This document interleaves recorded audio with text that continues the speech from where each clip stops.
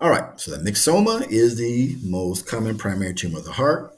Where is it found in the heart? That's right. You see here, left atrium, location, location, location. That's important because if this tumor is very large, right, what symptom might it cause outside of the cardiac system? That's right. It can cause dysphagia because it can press on the esophagus. So you got to remember the esophagus is just posterior to the left atrium.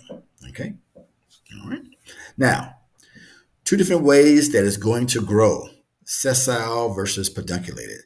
Sessile means broad base, so it's going to be a large lesion. That's a big deal because this large lesion can become friable. It can break off and go into the systemic circulation. You see here, it can become a tumor embolus. So this is a third thing that can arise from the heart that can cause stroke, as well as infarct of the spleen and kidneys and the intestines. So myrothrombus, bacterial endocarditis, and myxoma all can embolize from the heart. Don't forget that. Okay. Also, because it's large, as the left atrium contracts, red cells will bounce off the mass and lyse, causing macroangiopathic hemolytic anemia.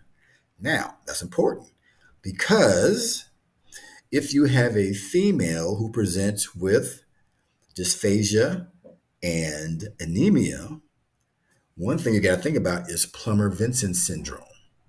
But our myxoma can give you the same presentation. The difference will be with our Plummer-Vinson syndrome, it's iron deficiency anemia. Here, the myxoma, it's hemolytic anemia. Okay. If it's pedunculated, which means it has a head and the stalk, it can do two things. One, the head can slip in and out of the mitral valve, causing insufficiency, the so-called ball valve effect.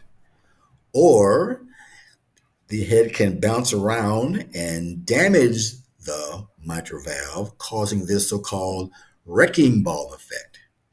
I came in like a wrecking ball. I never hit so hard in love. All right, for all you Miley Cyrus fans. Okay. Okay. So here's our lesion, right? This is going to be our sessile lesion, broad base.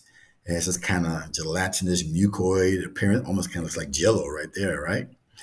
So on the biopsy, the key is it's going to sound like a bunch of nothing, this kind of myxomatous or mucopolysaccharide or, with scattered cells, that kind of thing. It's going to sound like a bunch of nothing. Oh, myxoma.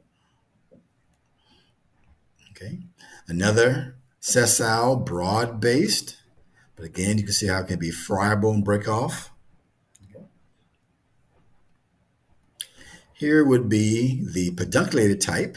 So this would be the head of the lesion that could bounce around or slip in and out of the mitral valve, causing insufficiency.